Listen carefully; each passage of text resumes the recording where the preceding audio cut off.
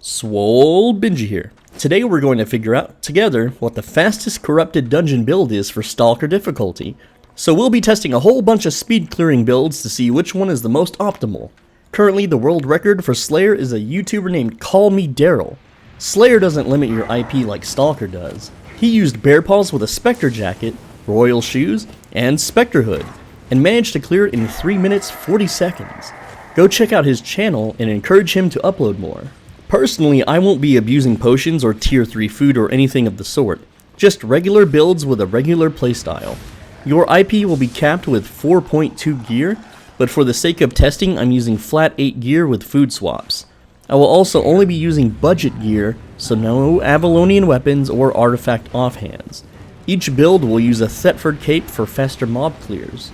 Firestaff took 7 minutes 11 seconds with the book, Scholar Robe, Stalker Hood, and Assassin Shoes. I felt like this had heavy mana problems, isn't really the best at escaping or killing invaders, didn't synergize well with the gear, had bad gear options, and I was forced to use cabbage soup the entire run, slowing down the speed even more. The spear build is the Big Lips McGee special. Spear, torch, stalker jacket, scholar cowl, assassin shoes. This was cleared in about 6 minutes. I scuffed the fight because I don't really play spears, and with better pathing and better skill management, the time can be cut down more. The greataxe build is the same as the spear build, but it's the Flaccid Baron special. I'm more experienced with greataxe and more comfortable playing this than the spear. I was able to do it in about 5 minutes 30 seconds with okay-ish pathing. The next build is the light crossbow, torch, scholar cowl, stalker jacket, assassin shoes. I had horrible pathing in this run, and it took me about 6 minutes 30 seconds. Honestly, the stalker jacket was a bad choice as lots of mobs were barely left alive after one Q attack. I had changed to a druid robe instead. The boltcaster build is the SwoleBenji special. Now this one breaks the rules of the video because the boltcasters are an artifact weapon and the Spectre hood is an artifact helmet, which makes this a really expensive build for corrupteds. I just wanted to see how fast I could clear. I was able to do it with suboptimal pathing in about 5 minutes. This is barely faster than the greataxe build and costs way more. This bow build is regular bow, cleric robe, assassin shoes, cleric cowl. It's 3 defensives for optimal PvP potential. I featured it on an older video as one of my favorite arena builds. I figured I'd test the speed out to see how it did. I was really surprised as this is literally the cheapest build so far, and it was only about 5 minutes.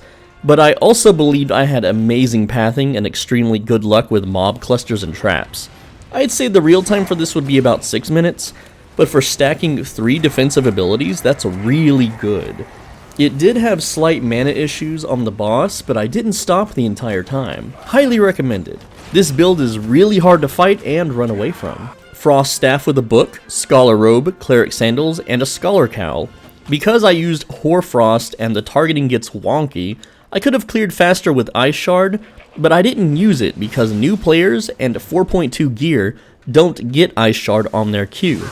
It had slight mana problems even with the mana run ability on boots, and boss fights were tricky due to being rooted to channel spells. I don't recommend this one. About 6 minutes to clear. Druidic staff with mercenary jacket, torch, hunter hood, and soldier boots. This is my favorite bully build in the game. I use an omelet since we have 2 heals and we don't need the cabbage soup.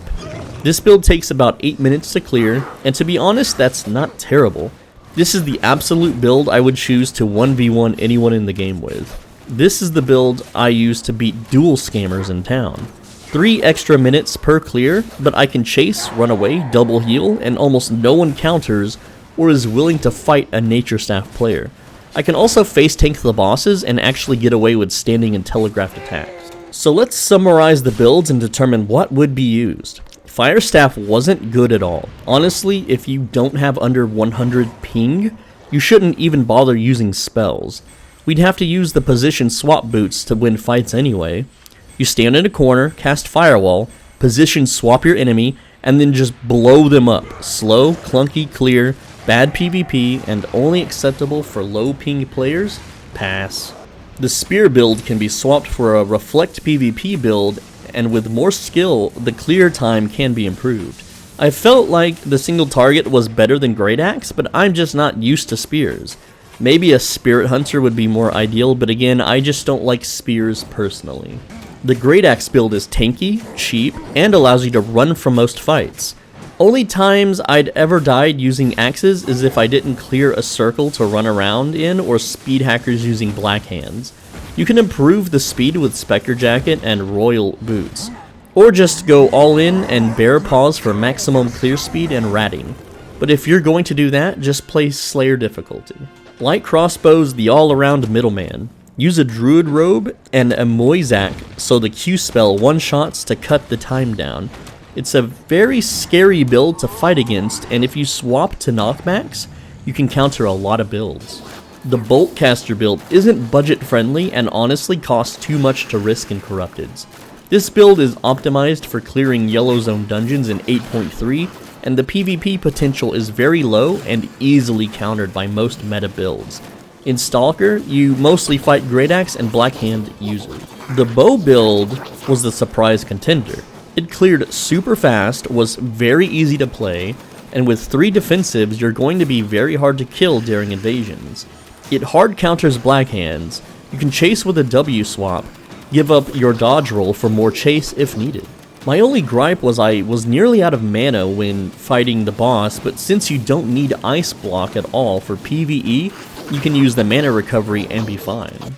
The Frost Staff simply doesn't work for budget or low fame builds. You're going to need 70 mastery and tier 6 to use Ice Shard, and even then it feels bad. Clear speed wasn't good. PvP potential is mediocre, and if you don't have low ping, don't even bother. Druidic Staff was the slowest to clear, but it has double heals, you can AFK inside monster attacks. It's the hardest build on this list to kill. If you want to kick back and binge watch anime, this is a great build. Outside of Corrupted, unless you plan to heal or bully yellow zones, there's not really much of a point to use this though. I did try other builds like daggers, maces, hammers, etc., and found them to be lacking. I thought about showing non-budget expensive builds, but they all die to the black hand spammers or can't catch axe rats. Now, the takeaway is to use greataxe or bow, but what builds counter these? For bow, double purge is the only real way, but you'll need chase as well.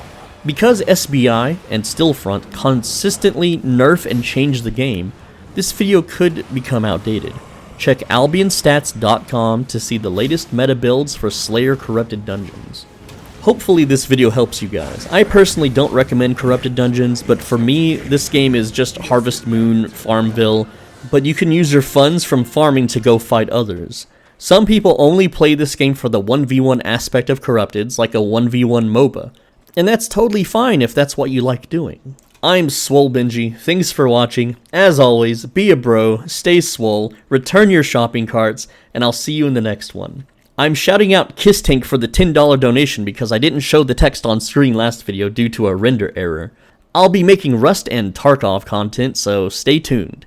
If you've made it this far, hit the like on the video as it greatly helps out the channel, and subscribe if you haven't already. According to analytic data, I'm the #1 content creator for the search term Albion Online, and that's just really cool, you guys. I appreciate all the support you guys have shown to make this possible. It sucks that SBI has a stick up their bums and don't like me for some strange random reason. They've never once reached out to me to apologize for muting my account. Oh well, it's their game. If they want to shun away their top content creator, that's on them. Take care, lads, and remember to never bend the knee.